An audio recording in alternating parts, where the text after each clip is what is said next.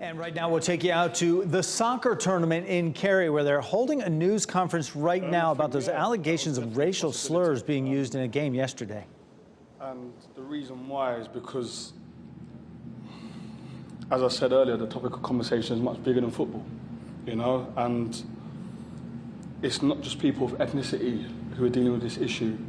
Every race, colour, creed has to deal with this issue the same way that we would, that ethnic minorities do, you know. And I think making a stand, it's hard because when I was on the other side as a player and playing competitively and for a living, if someone said to me, walk off the pitch, the competitor in me would fight, you know, in my mind. But I'm no longer that. And I've got a duty, I believe in myself, to make sure that if I'm in these situations, I use my voice in the best way possible, you know. And I believe not just me, but the team as a whole, the squad as a whole, the club as a whole have done that. And that's why I'm standing here proud with my chest out, with this badge on me, because we dealt with it in the right way, along with TST.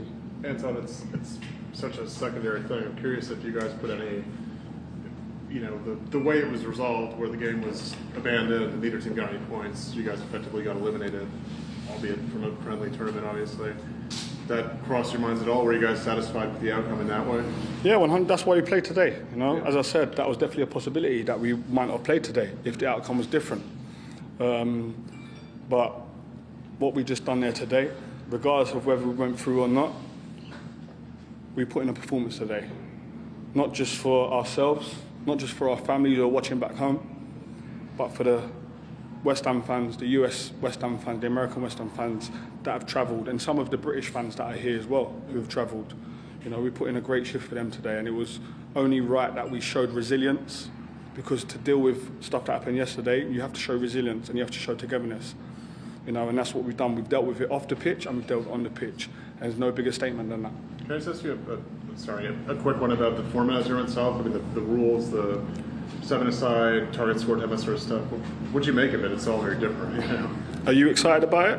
I like it. There you go then. So I was always going to like it. It's exactly, kind of stuff I like, exactly. The big question is Declan to Arsenal? That's the real question we want to know. That's not a question for me to answer. You know, but of course, I'd love Declan to stay forever. Whether that'll happen or not, only he and the club knows. Did the fans here today make it clear that I'm Forever Blowing Bubbles is originally an American song? Listen, West Ham, near and far, when you sing I'm Forever Blowing Bubbles, with that meaning, the British fans, they welcome you in. You know, every player that played today, I'm probably one of the only ones who was a West Ham fan before, from the age of 9 all the way up. But every other player that played today, if they weren't West Ham fans, when they come and joined the club, they became West Ham fans. That tells you about our football club. What do you think? What do you make of seeing an American fan from North Carolina singing that song in an English accent? I love it. I'm curious. I love it, but that tells you about our football club. Yeah. You know? I also think it shows that football is worldwide. Yeah. You know, it's not just in London or England. It's worldwide, and that's why this competition is fantastic. That everyone can come together. As a fan, as a player, as someone who loves soccer, when something like happened yesterday happens, how does that make you feel? I think that was one of the big things that was said yesterday, you know. You may not know what it feels like because of the colour of your skin. I know what it feels like. But if you're open-minded enough, you can understand just by the way I speak to you about it, the way I answer your questions. You're able to try and understand the feeling, you know, and show empathy to it.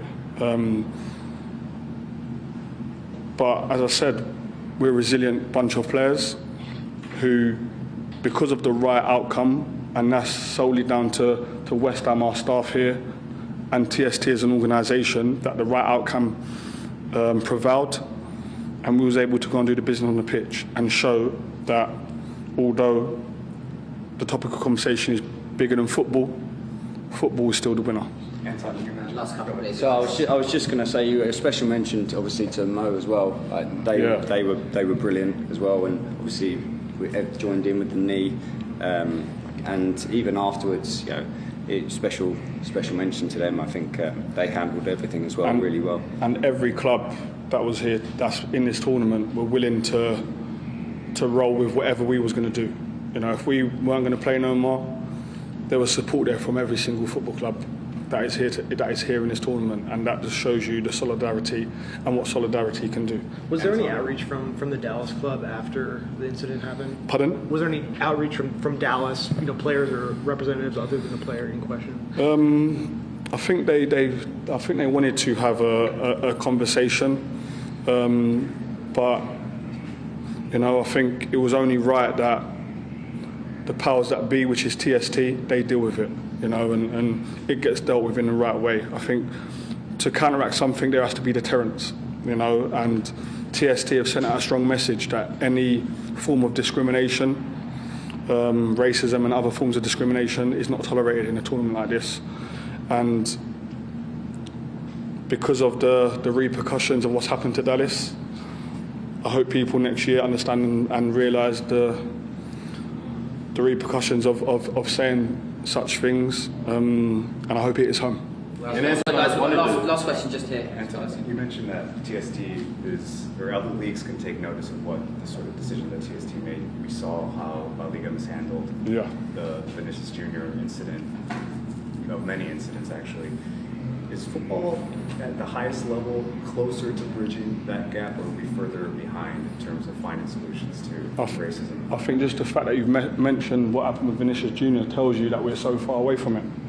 But we won't stop fighting. We won't stop fighting. But the most important thing, I think, the message is, it's just not ethnic minority people's fight. It's everybody's fight. You need to speak about it the same way I speak about it. The same way my teammates speak about it. That's one thing that we had yesterday. It wasn't just black players that were talking about it.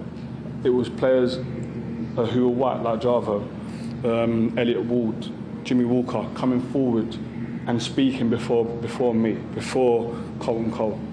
That's very, very important, because when somebody of white heritage hears somebody of my heritage speak of it, it's almost like it's a broken record. We've heard it before.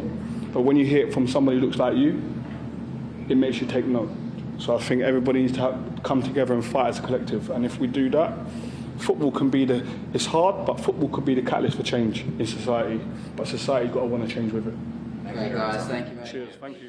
We're watching a news conference over in Cary. West Ham United Soccer Club, you see they're leaving the podium right now, came over from England to join this soccer tournament. Dozens of teams playing. Yesterday played a team from Dallas, and somebody on the Dallas squad allegedly used a racial slur against, I'm guessing, Anton, Ferdinand, the player right there addressing it. He took it very personally on the podium here and explaining what happened. His team took a knee this morning before their game. They played.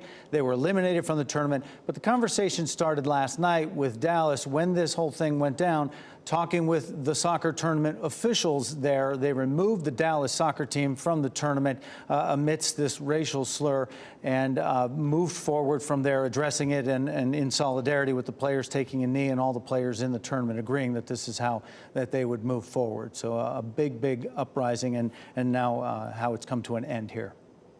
And what Anton said there.